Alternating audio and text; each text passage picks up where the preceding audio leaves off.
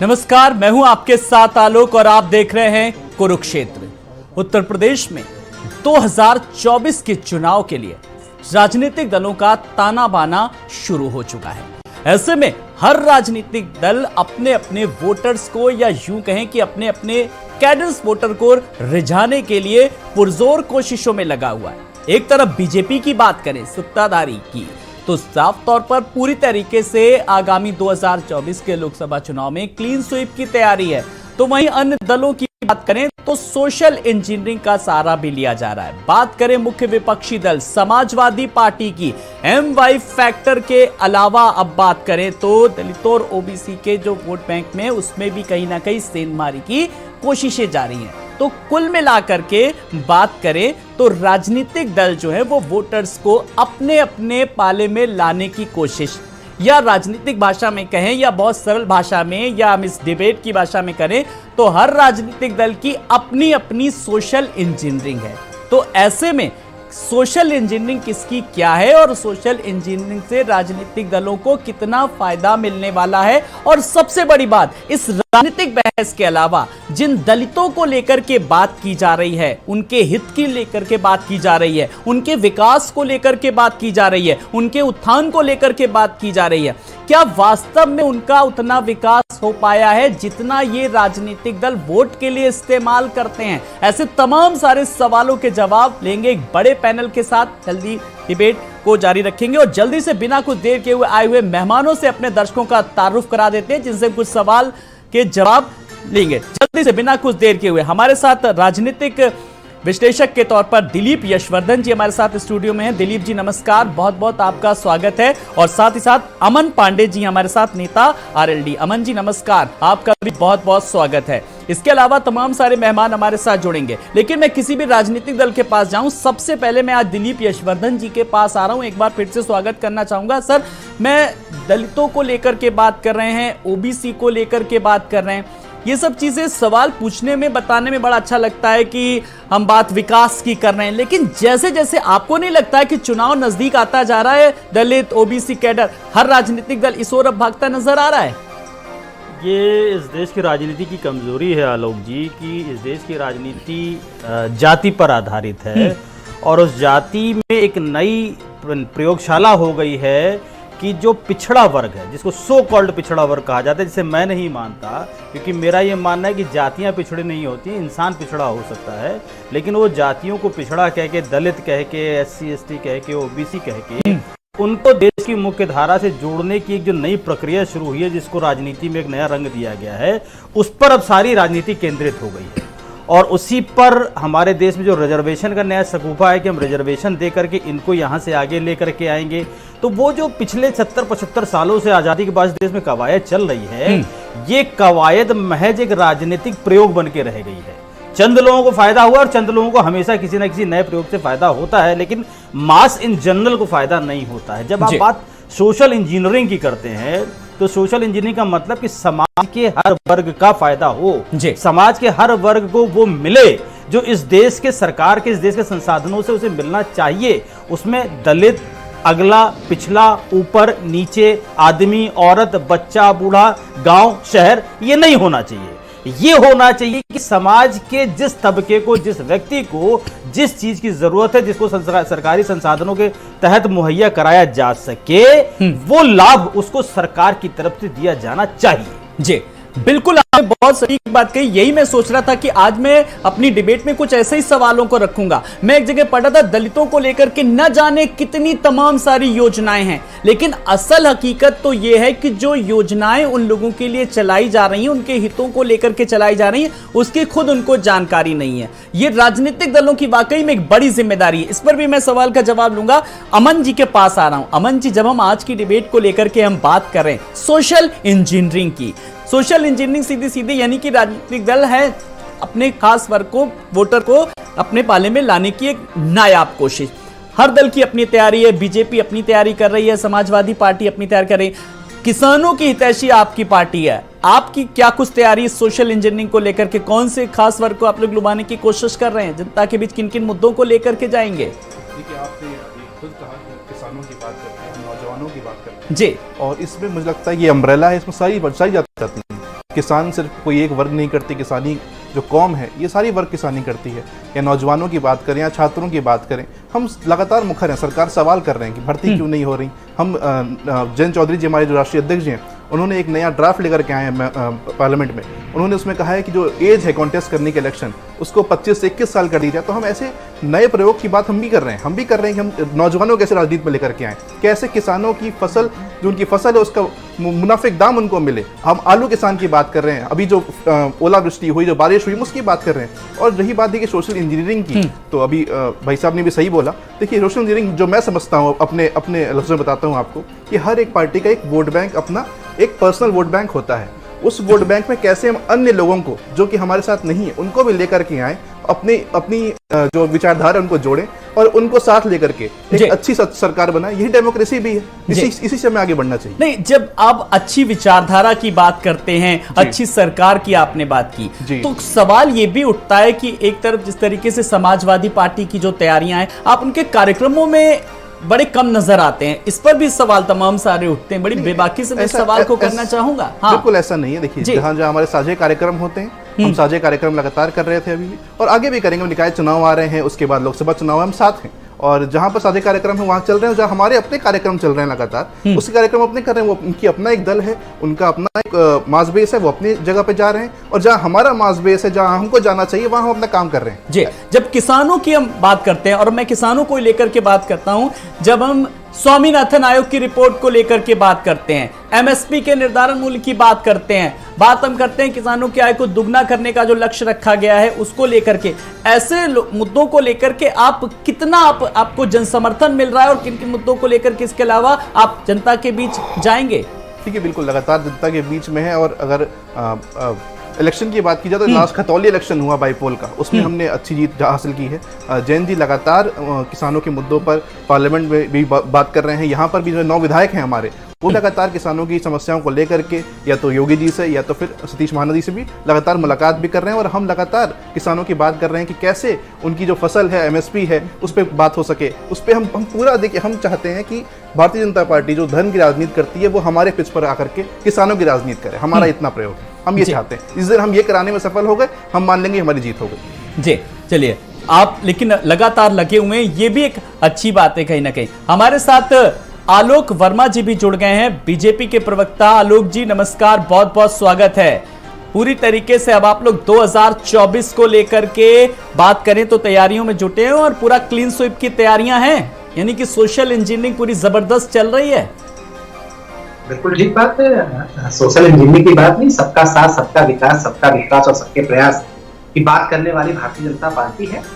और हम ये मान के चलते हैं कि देश में, उत्तर प्रदेश में जो भी लोग हैं, वंचित तबके के जो व्यक्ति हैं, उनका हक कहीं ज्यादा है और हमें सबकी सुननी चाहिए। भारतीय जनता पार्टी एक ऐसी ही पार्टी है जो सबकी सुनती है, सबकी बेहतरी के लिए क्या कुछ हो सकता है इस पर मंथन करती है, मनन करती है, चिंतन करती है, और उसके बाद जो योजनाएं आम आदमी के हित में है उसे लागू करती है। बात करने वाली पार्टी नहीं है, हम लगातार जगने वाली पार्टी हैं, हम लगातार काम करने वाले लोग हैं।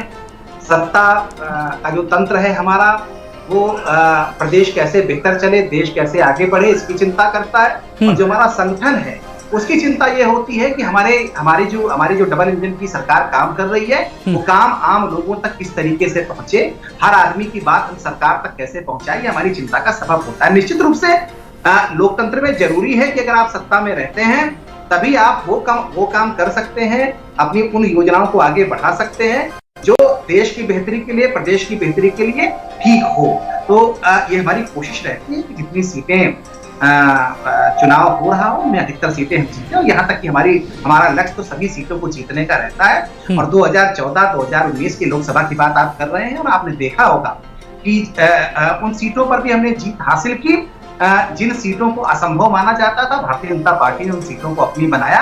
अभी जो चुनाव हुए, जो दूसरों के गढ़ों की सीटें थी, उसको भी हम जीत करके लेके आए हैं। तो मुझे लगता है कि भारतीय जनता पार्टी का हर कार्यकर्ता जो है वो देश के बारे में सोचता है, और यही यही यूएसपी जो है भारतीय जनता पार्टी की है। चलिए भारतीय जनता आलोक पार्टी जी, की आपने USP तमाम क्या सारे है? काम गिना दिए, उपलब्धियां गिना दी, लेकिन बड़ा सवाल ये, आपने जो विकास की बात की है, भाई जब विकास किया है, जब काम किया है, तो आप उसी काम के बेस पे जनता के बीच जाइए और अपने काम गिनाइए, अपनी उपलब्धियां गिनाइए। लेकिन उसके पहले सवाल तब उठने लगता है, मेरा सवाल आप ध्यान से सुनिएगा, एक आलोक का दूसरे आलोक से सवाल है, तब जातियों का ये गठजोड़ कहां से शुरू हो जाता है और ये ओबीसी का जो खेल है जिसे चुनावी मुद्दा बनाया जा रहा है। इसलिए सवाल पूछना लाजमी है और आपका जवाब देना भी बनता है इस पर।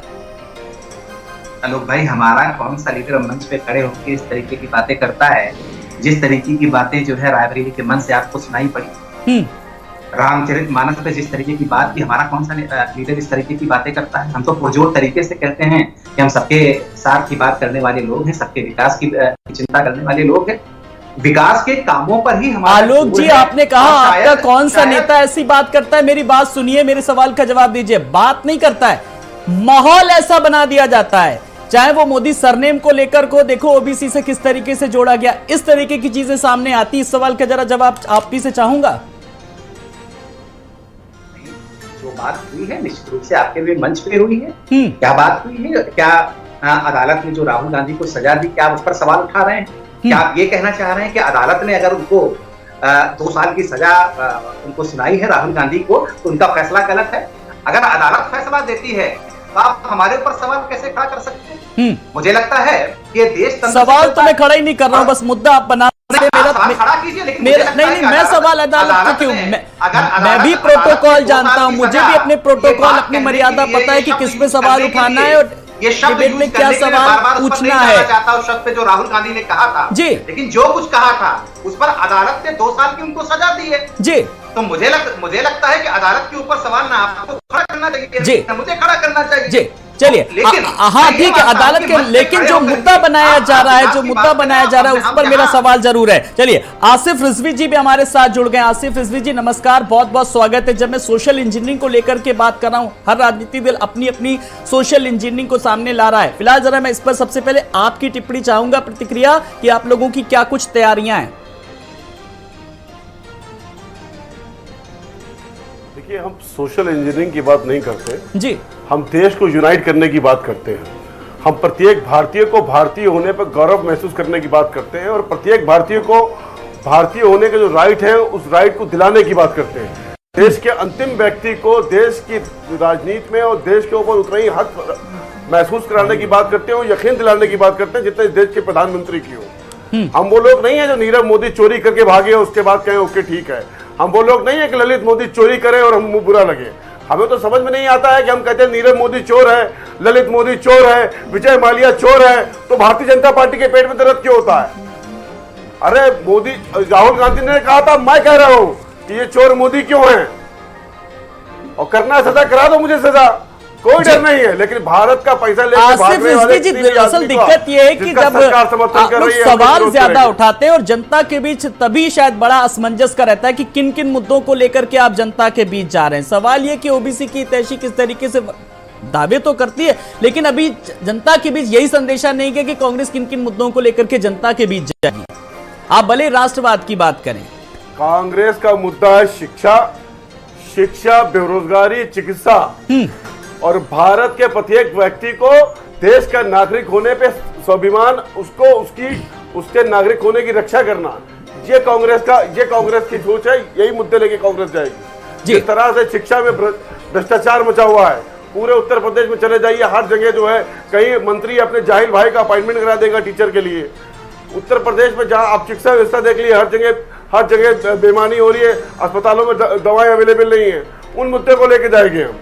आप देखिए, पुलिस लगातार मुकदमे नहीं दर्ज कर रही है, वरना फर्जी मुकदमे दर्ज करके उत्तर प्रदेश की जनता से पैसे लूट रही है। इन मुद्दों को लेके जाएंगे हम। और जैसे देश का पैसा लूट के भागने वाले ललित मोदी, नीरव मोदी जैसे चोर, गुंडे, बदमाश, जो जिनको बुरा कहने पे भारतीय जनता पार्टी को बुरा लग रहा है, उनका हम विरोध करते हैं और करते रहेंगे। जी, अच्छा ये बताइए कि संघर्ष, बलिदान, सबसे पहले हिंदुस्तान, रायपुर में जब अभी मंथन हुआ था आपका अधिवेशन, तो इसमें तमाम सारी चीजों पर जो उस पर काम कितना चल रहा है, जरा देश की जनता जानना चाहती है। मैंने इसीलिए आपसे खास सवाल किया आसिफ जी। देश के प्रत्येक व्यक्ति के बीच में हम देश को जो इस समय वर्तमान में ज़रूरतें हैं उसको लेके जा रहे हैं, उनको बता रहे हैं कि देश के दूसरे नागरिक को उसकी धर्म और जात से मत देखो। इस देश में जो भी आदमी है उसको भारतीय के रूप में देखो और उसकी जात और बरादरी देखे बगैर अगर उसको कोई ज़रूरत है उसकी ज़रूरत को पूरा करो। और अगर किसी भारतीय के साथ जुल्म हो रहा है तो ये मत सोचो कि तुम्हारी बरादरी के साथ, तुम्हारे धर्म वाले के साथ या किसी धर्म वाले के साथ जुल्म हो रहा है। कि देखो कि एक भारतीय के साथ अन्याय हो रहा है और दूसरे भारतीय बनके उस अन्याय का विरोध करो, चाहे हमारी सरकार हो चाहे किसी की सरकार हो। गलत हो तो गलत को गलत कहो। हम भारतीय जनता पार्टी की तरह नहीं है कि ललित मोदी को लेकर देश के प्रधानमंत्री जी जाते थे दौरों के ऊपर और देश का पैसा लेके भाग गया हो। और ललित मोदी को चोर कहते हैं, भारतीय जनता पार्टी को बुरा क्यों लगता है? नीरव मोदी को चोर कहते हैं, भारतीय जनता पार्टी को बुरा क्यों लगता है? क्या उनका पैसा ये सब खाए बैठे हुए हैं? और लिखा पढ़ी में नहीं, मुझे लगता है कि डाइवर्ट हो जाते हैं, इसीलिए ट्रैक से जो हट जाते हैं ललित मोदी को। तभी सवाल उठते हैं जब बात यहाँ पर जाति समुदाय को लेकर के चल रही है और आप किसी और की बात करते हैं। आप बात क्यों करते हैं? अच्छा ये बताइए आसिफ जी, बीजेपी के पास गिनाने के लिए बहुत कुछ है जनता के बीच, आप किन किन मुद्दों को लेकर के जाएंगे? आप मुद्दा तो बताइए, सीधे से मेरे कट्टोकट सवाल का कट्टोकट जवाब दीजिए जी। बेरोजगारी, इन्हीं ने कहा था 2 करोड़ रोजगार हर साल देंगे जी। पूरे 8 साल में 2 करोड़ रोजगार न दे पाए, इस मुद्दे को लेके जाएंगे। उत्तर प्रदेश में लगातार आप देखिए चिकित्सा व्यवस्था चरमचूर हो रही है। आप देखिए जहाँ के मुख्यमंत्री थे वहीं पे जो है ऑक्सीजन ना मिलने की वजह से वहां बच्चों की जानें चली गई। इस मुद्दे को लेके भी जाएंगे। और देश के नागरिकों को जिस तरह से ये विभाजित करा रहे हैं कास्ट के नाम के ऊपर, रिलीजन के नाम के ऊपर, उसको भारत को जोड़ने के नाम पे जाएंगे जी। भारत का प्रत्येक व्यक्ति जो चलिए ठीक है, भारत को जोड़ने के नाम पर जाएंगे। आलोक जी सवाल का जरा जवाब दीजिए। वो जाति पात से अलग है, ना ओबीसी ना दलितों, असल बात तो सबका साथ सबका विकास को लेकर के कांग्रेस कर रही है।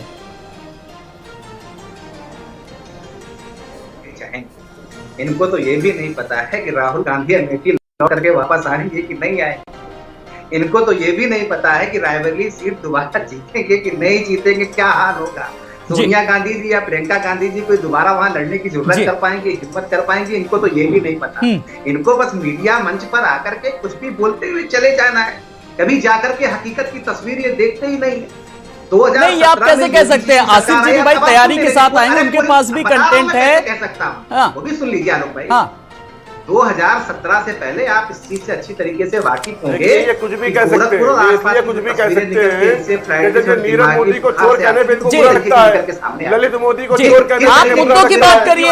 आप पर्टिकुलर किसी का नाम लेंगे आसिफ जी, आप क्यों नहीं? आप बिजली की बात करते हैं, आप क्यों नहीं पानी की बात करते हैं, आप रोजगार की बात करते हैं, आप लॉ एंड ऑर्डर की बात करते हैं। कांग्रेस को लेकर के मैं एक बार एक सवाल करूंगा और दिलीप यशवर्धन जी राजनीतिक विश्लेषक हैं, मैं उनसे आज एक सवाल का जवाब चाहूंगा। लगातार मैंने कई बार सवालों के जवाब लिए, लेकिन घूम फिर के मुझे एक ही जवाब मिला जो कि मैं कांग्रेस के प्रवक्ता ने दिया मुझे, आरिफ जी ने।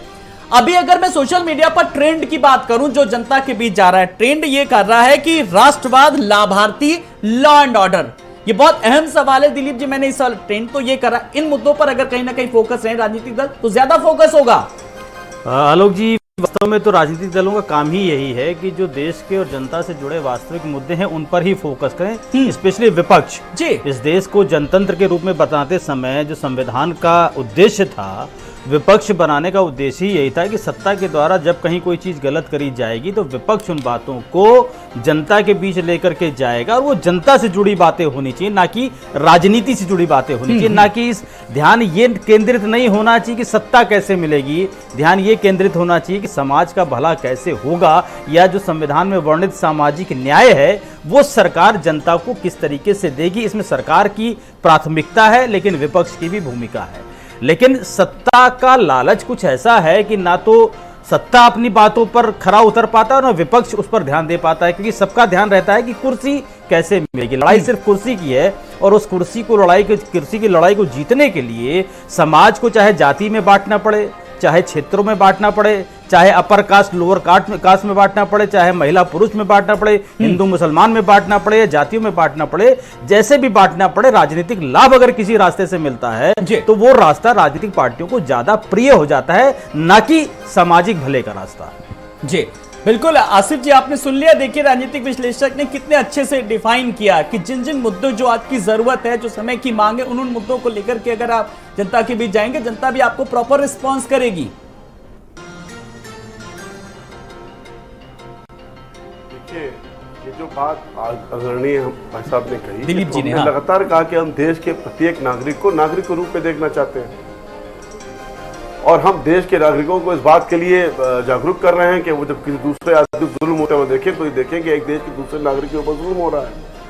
हमने पहले ही कहा कि लगातार जो है देश के पैसे को जनता देश के पैसे को जब कोई व्यापारी लूट के भाग रहा है तो देश का ही तो नुकसान हो रहा है, देश के व्यक्ति का ही तो नुकसान हो रहा है। जब जानबूझकर देश के प्रधानमंत्री जियो की कंपेनिंग करते हैं और BSNL को बर्बाद करते हैं तो उसका नुकसान किसको हो रहा है? आप समझने की कोशिश करिए। ट्रेन हमारी है, जिस पटरी पे चल रही है वो जमीन हमारी है, बैंक में रखा पैसा हमारा है। एक उद्योगपति आ रहा है बैंक से लोन लेकर हमारी ट्रेन खरीद के हम ही को टिकट महंगा बेच रहा है और सरकार कह रही है साहब देखिए हम कितना अच्छा काम कर रहे हैं। तो सरकार तो देश की जनता को उद्योगपतियों के हाथ लुटवा रही है और लुटवाने की हालत यहाँ तक है कि वो उद्योगपति देश का पैसा लूट के विदेशों में भाग रहे हैं और सरकार उनको भागने दे रही है। भारतीय जनता पार्टी के प्रवक्ता बैठे, मैं इनसे पूछ रहा हूँ, विजय माल्या के खिलाफ रेड कॉर्नर नोटिस कैसे वापस हुआ? नीरव मोदी, ललित मोदी जैसे लोग अभी तक देश में वापस क्यों नहीं आए? और अंदानी की कंपनी में जो 20,000 करोड़ रुपया चाइना की कंपनी का लगा हुआ है उसका जवाब क्यों नहीं दे रहे हैं? पार्लियामेंट में राहुल चलिए, गांधी का क्यों आपके नहीं सवाल बोल का दिया? जवाब से पहले मैं चाहूंगा कि मैं अगर जनहित के मुद्दे को अगर उठाऊं, जो मूलभूत जरूरतें हैं, देखिए आपको सवाल पूछना चाहिए। कोरोना के जो आंकड़े आ रहे हैं उसको लेकर के क्या इंतजाम है? सबसे पहले जो समस्या मुंबई खड़ी है, आंकड़े किस तरीके से जो सामने आ रहे हैं, अस्पतालों में क्या व्यवस्था है? आलोक जी, बड़ी जिम्मेदारी से सवाल ये कि आज चर्चा पहले इस पे होनी चाहिए, स्वास्थ्य महकमे को लेकर के, जो आज की सबसे बड़ी ज्वलंत समस्या है और एक बड़ा मुद्दा है जो आंकड़े आ रहे हैं कहीं ना कहीं। इस तरह सहमत इस प्रदेश की यह आकांक्षा निश्चित रूप से थी कि जो मूलभूत सुविधाएं हैं वो बढ़नी चाहिए।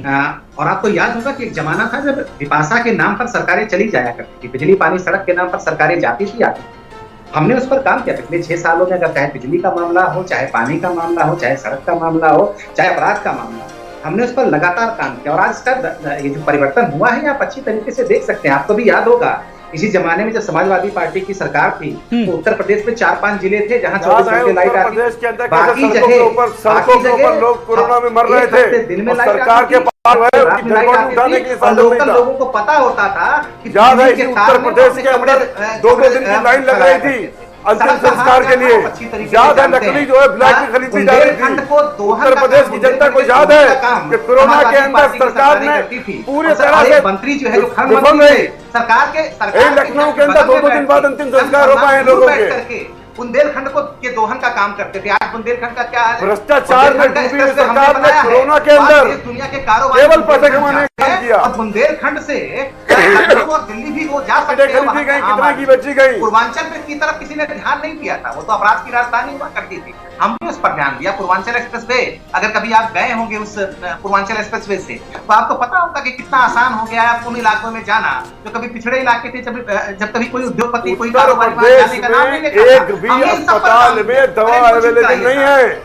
हम जब उत्तर प्रदेश में सब जगह छोड़िए, लखनऊ के अंदर अस्पतालों में आधा स्टाफ नहीं है। आपने ठेके के ऊपर स्टाफ लेके रखा हुआ है।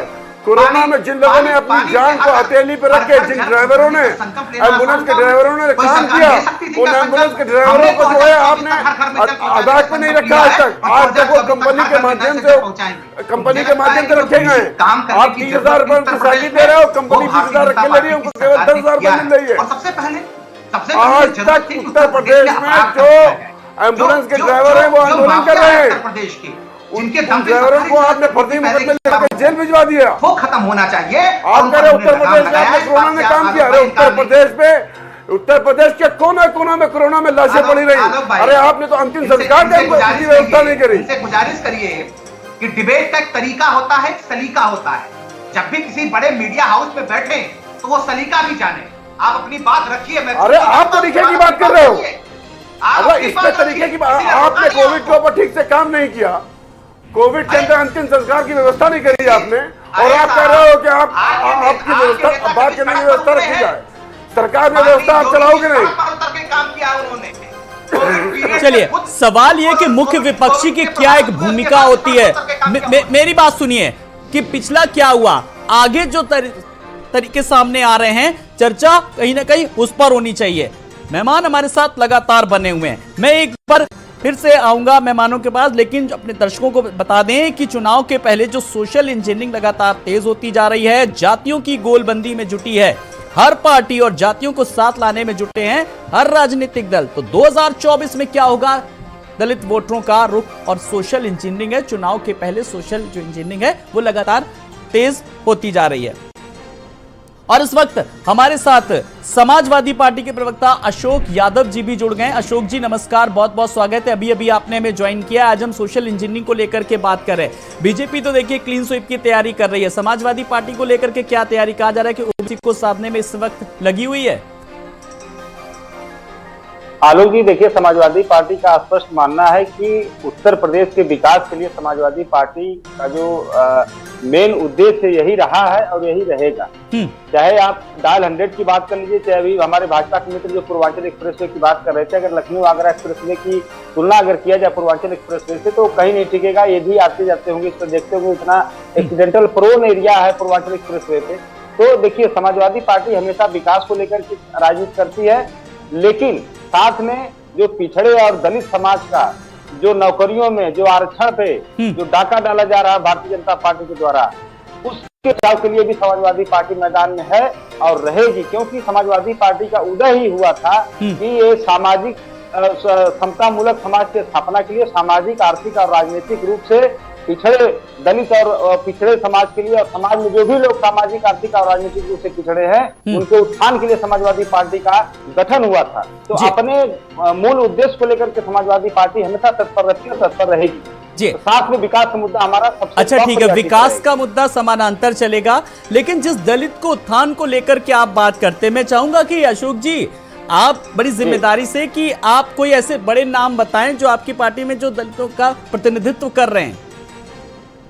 आप आलोक जी, आप देखे होंगे 2014 के चुनाव में जब बहुजन समाज पार्टी के पास 0 सांसद थे, और समाजवादी पार्टी की वजह से आज 10 जो बहुजन समाज को 10 सांसद समाजवादी पार्टी को मिले हैं। इतना बड़ा उद्धार बहुजन समाज का समाजवादी पार्टी ने किया नहीं, अभी अखिलेश यादव के अलावा अगर शीर्ष नेतृत्व में बताइए कोई ऐसे नाम जो प्रतिनिधित्व कर रहे हैं। मैं तो परसों भी देख रहा था रायबरेली में जब मूर्ति का अनावरण हुआ, उस वक्त कोई ऐसा चेहरा नजर नहीं आ रहा था ज्यादा।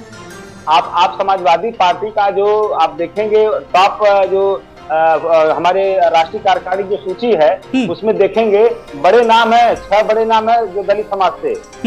तो ये बहुत बड़ा रिप्रेजेंटेशन है दलित समाज का समाजवादी पार्टी में। आप अभी देखेंगे कि एक संवैधानिक संशोधन करके समाजवादी पार्टी में एक बाबा साहब भीमराव अम्बेडकर वाहिनी का गठन किया हमारे राष्ट्रीय अध्यक्ष ने, और उसका राष्ट्रीय अध्यक्ष बनाया है बसपा के कोऑर्डिनेटर से मिठाई लाल। मैं तो आपके सहयोगी की बात कर रहा था, ओम प्रकाश राजभर को लेकर के अगर बात करूं, वो भी तो सामाजिक न्याय समिति को लेकर के बात कर रहे थे, वो भी तो इसी समाज के ओबीसी को लेकर के बात कर रहे थे, वो भी तो उत्थान की बात कर रहे थे, उनसे तो आपकी बनी नहीं किस तरीके से, तो फिर ऐसा विरोधाभास क्यों हो गया? फिर देखिए, वो ओम प्रकाश राजभर जी ही ज्यादा बेहतर बता पाएंगे, क्योंकि वो तो देखिए, वो ओम प्रकाश राजभर जी की जो जहां तक बात है, वो हमेशा जो है जैसे गांव में कहते हैं ना कि जैसे उगते हुए सूरज को सलाम करना। अच्छा। उनको लगा कि अब समाजवादी पार्टी सत्ता से बाहर हो गई है, तो कोई न कोई रास्ता वो ढूंढ रहे थे, और उसी के आधार पर जो भारतीय जनता पार्टी, लेकिन सवाल मेरा ये नहीं है कि ओम प्रकाश राजभर किससे मिले, बीजेपी में उन्हें आमंत्रण मिला, उन्होंने मायावती को प्रधानमंत्री बनाने की बात कही। मुद्दा ये है कि जिस ओबीसी को लेकर, जिस सामाजिक न्याय समिति को लेकर के वो लगातार बात कर रहे थे, उस पर समाजवादी पार्टी ने साथ नहीं दिया। मुद्दा हमारा ये था। चलिए मैं आपके पास आऊंगा, मैं अमन पांडे जी आपके पास आ रहा हूं। लगातार आपके सहयोगी हैं समाजवादी पार्टी के, आप आगामी चुनाव में और उससे पहले 2024 से पहले निकाय चुनाव में है, तो आप लोगों का तो किसी बात को लेकर के मतभेद नहीं, और आप लोगों को साथ में है, तो किन किन मुद्दों को लेकर के आप जनता के बीच कितने मुद्दों पर सहमति है? ठीक है, सारे जब गठबंधन होता है तो एक कॉमन मिनिमम प्रोग्राम चलता है, और हमारा और उनका दोनों गठबंधन है, और लगातार 2019 से है, ये कोई नया गठबंधन नहीं है, या 5 साल होने वाले में गठबंधन। हमारी जो मांग है, हमारी जो पार्टी है, वो जो केंद्र हमारा मांग है कि किसानों की हम कैसे उत्थान करें, नौजवानों की भर्तियों में जो आज भर्ती नहीं आ रही, नौजवान परेशान है। इसी केंद्र सरकार ने 2020 में, आपको भी पता होगा कि नेशनल रिक्रूटमेंट एजेंसी की घोषणा की थी। आज 3 साल हो गए, 3 बजट भी मिला उसको, लेकिन आज तक वो क्रियान्वित नहीं है। अभी तक देखते हैं वो कहाँ पर है, नेशनल रिक्रूटमेंट एजेंसी कहाँ पर है, 1200 करोड़ रुपये का बजट गया उस पर, लेकिन वो आज तक नहीं है। छात्र परेशान है, नौजवान परेशान है, भर्ती नहीं है, बेरोजगारी है। और अभी मेरे जो भाजपा के भाई आलोक जी हैं, उन्होंने बताया कि बिजली, पानी, सड़क, देखिए आप सिर्फ एक्सप्रेस वे बना रहे हो, लेकिन बाकी जो शहर है वो गड्ढे से भरे हुए हैं। एक्सप्रेस वे जो बनाया आपने, मान लीजिए पूर्वांचल एक्सप्रेस की बात करता हूँ, आज ही एक पत्रकार साथी ने लगाया कि वहाँ पर लूट मार छिनौती की घटनाएं सामने आई और इसको माना जा रहा है कि पिछले 1 हफ्ते में 2 बार ऐसी घटना के अंजाम हुआ है। तो क्या आप बोलते हो कि अपराधी यहाँ छोड़ के भाग गए? फिर भी अपराध आप देखते हो, उमेश पाल की अभी हत्या हो जाती है, वो भी अपराध आप देखते हो। तो आपके सारे दावे झूठे हैं। आप किसानों की बात करते हो कि आय दुगनी कर देंगे, किसान आज भी आत्महत्या कर रहा है, किसान आज भी ऋण में है, किसान आज भी उसकी लोन माफी की बात नहीं की आपने। आप सरकार तो बना लेते हो अच्छे अच्छे बातें करके, लेकिन उसके बाद आप काम की बात करते हैं जब काम पे। अच्छा ठीक है, जब लॉ एंड ऑर्डर को लेकर के तमाम सारे सवाल उठे, मैं किसी राजनीतिक दल के पास नहीं आऊंगा, मैं दिलीप जी आपके पास इस सवाल का जवाब लेकर के आऊंगा, क्योंकि ये आम जन से जुड़ा सवाल है, ना कि राजनीति से जुड़ा हुआ। जब कानून व्यवस्था को लेकर के बात की जाती है, अभी देखिए पंजाब में देखिए सिद्धू मूसेवाला के पिता ने कहा खुद अगर पंजाब में अगर योगी मॉडल होता, योगी जी होते, तो वहां पे इस तरीके का ना होता। अन्य राज्य किस तरीके से सराहना कर रहे हैं, देखिए कर्नाटक में भी सीएम ने तारीफ करी योगी के मॉडल की। तो अपने राज्य में किस तरीके से, और अभी पश्चिम बंगाल में हालात देखे किसी ने, वहां पर बिहार में क्या तस्वीर नजर आई, उसकी अगर तुलना उत्तर प्रदेश के परिप्रेक्ष्य से करें तो आपकी मैं प्रतिक्रिया चाहूंगा दिलीप जी। आलोक जी, इसमें कोई दो राय नहीं है कि लॉ एंड ऑर्डर में सुधार हुआ है उत्तर प्रदेश में, इस बात को नकारा नहीं जा सकता है। देखिए, एक सत्यता यह है कि अपराध को कभी रोका नहीं जा सकता और कोई नहीं रोक सकता है, लेकिन उसकी डेंसिटी को घटाया और बढ़ाया जा सकता है, स्पेशली जो संगठित अपराध होते हैं। अब उस पर अभी एक प्रतिक्रिया आएगी कि जो उमेश पाल हत्याकांड हुआ, ये संगठित अपराध का एक बहुत बड़ा एग्जाम्पल था। ये हुआ, मैं मानता हूँ ये हुआ, लेकिन इसके अलावा अगर कंपैरेटिवली देखा जाएगा तो हाँ, लॉ एंड ऑर्डर में सुधार हुआ है, संगठित अपराध में कमी आई है, लेकिन उसके अलावा बाकी छुटपुट घटनाएं होती रहती। जैसे भी आपने अमन जी ने कहा कि एक्सप्रेसवे पे छिनैती की घटना हो रही है, छिनैती की घटना के पास आ रहा हूं, छिनैती की घटना, ये छिनैती की घटना या छुटपुट लुटपाट की घटना, ये लॉ एंड ऑर्डर में आती जरूर है, लेकिन इनको कभी नहीं रोका जा सकता है और कोई सरकार ये दावा नहीं कर सकती कि खत्म हो जाएगा। ये कभी, अमन जी, ये सत्यता है, ये आपकी सरकार आएगी, सुरक्षा की भावना कौन देगा? नहीं, ये आपके परिवार के साथ में कह तो रहा हूं, चल चुका, ये आपकी सरकार आएगी तो आप भी नहीं रोक पाएंगे और किसी दुनिया के किसी देश में नहीं है, बिल्कुल रोक पाएंगे, दुनिया के किसी देश में नहीं है। आप इंडिया तो छोड़ दीजिए, ये नहीं हो सकता है।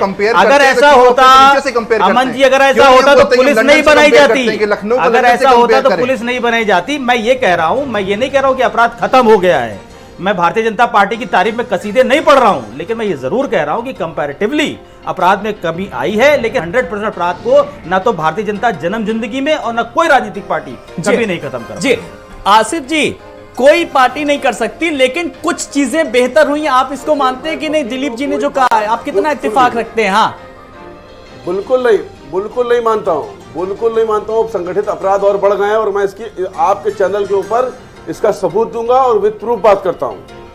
ये मनीलाल पट्टीदार हैं, ये एसएसपी थे और एसएसपी रहते हुए इन्होंने त्रिपाठी जी से वसूली मांगी और जब त्रिपाठी जी ने इनको वसूली नहीं दी तो मनीलाल पट्टीदार जी ने उन्होंने वीडियो जारी किया कि मुझसे वसूली मांगी जा रही है और मेरी हत्या हो जाएगी, और उसके बाद मनीलाल पट्टीदार जी ने उनकी हत्या करवा दी और उसके बाद 2 साल मनीलाल पट्टीदार जी फरार रहे। उत्तर प्रदेश की पुलिस ने जानबूझकर मनीलाल पट्टीदार को गिरफ्तार। जी चलिए, ठीक है, आपने अपनी बात रखी। आलोक जी, अब मेरा कोई सवाल नहीं है आपसे, अब आसिफ जी के सवाल सुनिए। जी, अच्छा, अपनी बात पूरी करिए, ठीक है, पूरी बात खत्म हो जाने दीजिए। हाँ, ठीक है। मनीलाल पट्टीदार की गिरफ्तारी नहीं, मनीलाल पट्टीदार को कोर्ट में सरेंडर किया और जानबूझकर तमय सीने पे उनके चार्जशीट नहीं दी गई और उनकी बेल हो गई। तो उत्तर प्रदेश की सरकार तो मनीलाल पट्टीदार जैसे अपराधियों को संरक्षण दे रही है।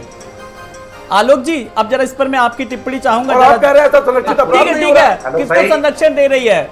कौन सी सरकार होगी जो अपराधियों को संरक्षण देगी? विपक्ष के लिए आवाज उठाना, सवाल उठाना आसान है। जी, सुने आलोक जी का जवाब। नहीं, आलोक भाई पूरी तरह सहमत है कि सरकारें अपराधियों को संरक्षण देगी।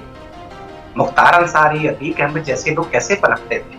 इनके परिवारों को राजनीति में लाने की कोशिश क्यों की जाती? इनको टिकट क्यों दिए जाते थे? इनको आगे क्यों बढ़ाया जाता था? जब इनको सपोर्ट कर सरकारों से मिलता था, तब जाके ये अपने नीचे अपराधियों को खड़ा करते थे।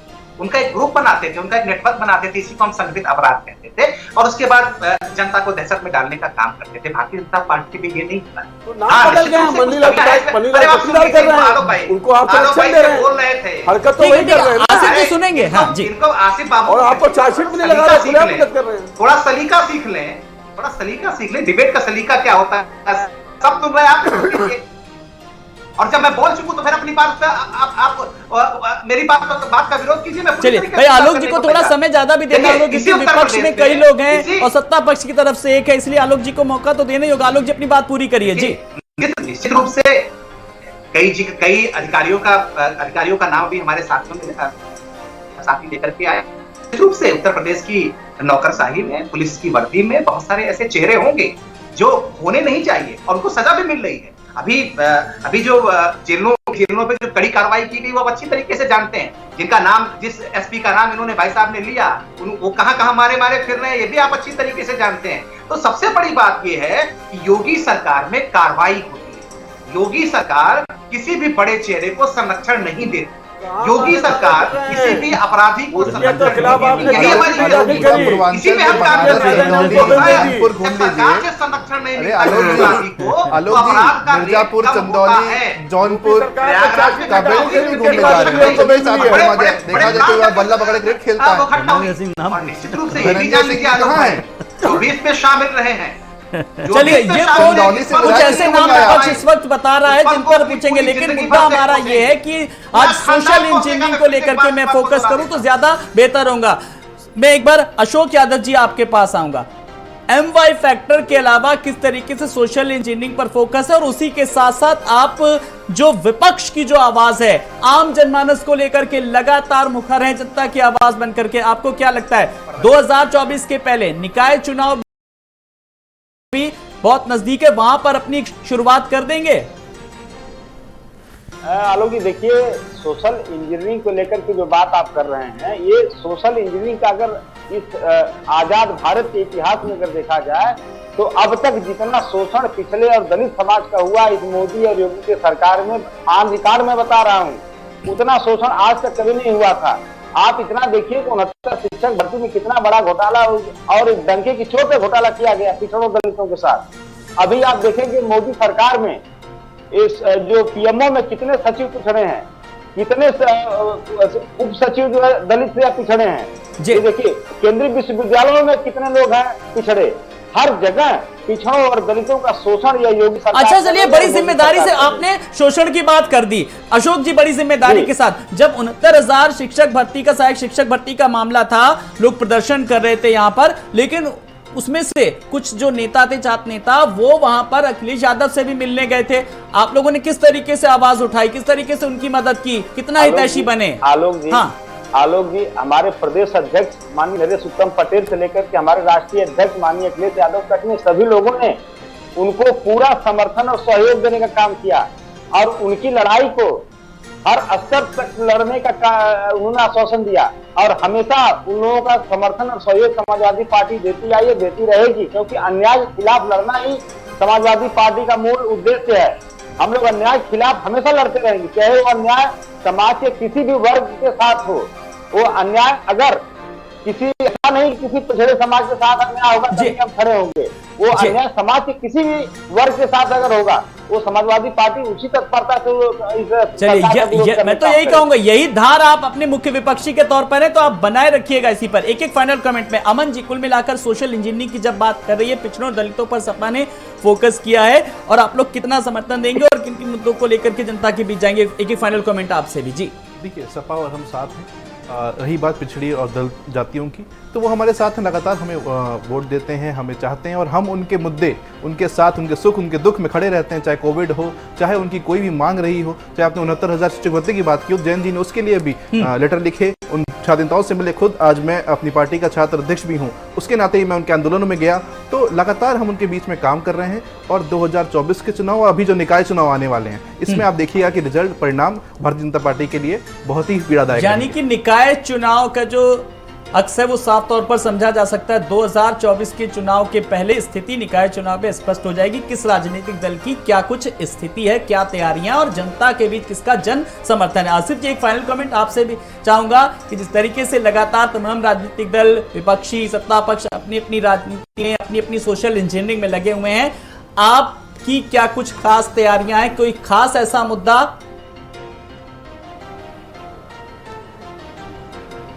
देखिए, पूरे उत्तर प्रदेश में जितने भी नगर निगम हैं वो लगातार हाउस टैक्स बढ़ा रहे हैं, जबकि कोई भी सुविधा नगर निगम से हमें नहीं मिलेगी।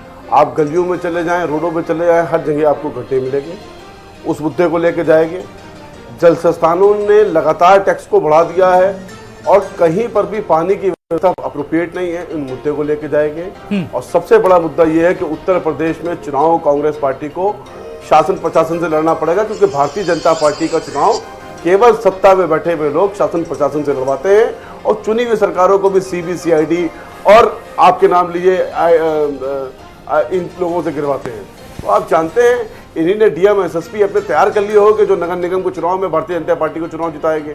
हमें उनसे भी लड़ना है और जनता के बीच में जाकर चीजों को बता रहा है और हम तैयार हैं। जी आलोक जी, 2024 से पहले निकाय चुनाव के लिए कुछ होमवर्क आपको यहां से कुछ सवाल, कुछ चुनौतियां मिल गई होंगी आज की डिबेट से?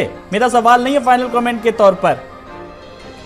देखिए, उत्तर प्रदेश में डबल इंजन की सरकार है और निश्चित रूप से अधिकतर इलाकों में जो है ट्रिपल इंजन की भी सरकार है। और हम चाहेंगे जब निकाय चुनाव हो तो हम जनता को बताने का काम करेंगे, बता रहे हैं कि ट्रिपल इंजन की सरकार क्यों जरूरी है। क्योंकि विकास को तेज रफ्तार से अगर आगे बढ़ाना है तो ट्रिपल इंजन की सरकार जरूरी है।